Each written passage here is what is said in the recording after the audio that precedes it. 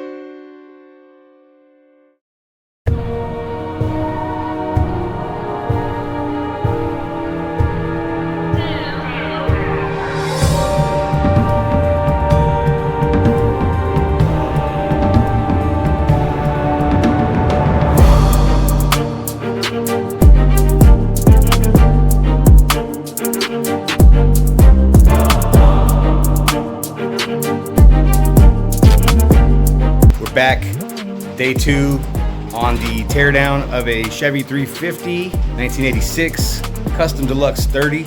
Basically, we're replacing the camshaft in this thing. We've got it down, got the valley, Got the manifold off, got the lifters, push rods, everything's out. We got to get the harmonic balancer pulled off, and then the timing chain cover is going to be next. We have to drop 4 bolts out of the oil pan in the front because the timing chain cover, it kind of slips in there a little bit. Take you there. We're going to get this cam out, get the new cam in, and start putting her back together.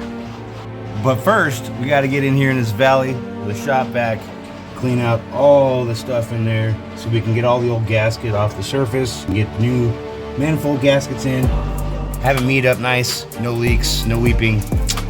Let's go.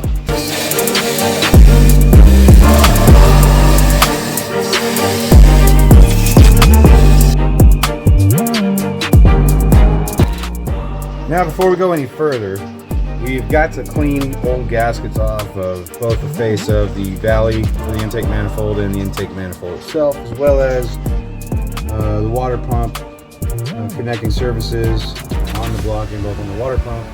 So you want to plug all your ports with some rags so big chunks don't get down in there. And just precautionary measures, you don't want big chunks falling down in your cylinders or anywhere inside the engine. You know, you get running and those things get caught up somewhere and cause some major damage.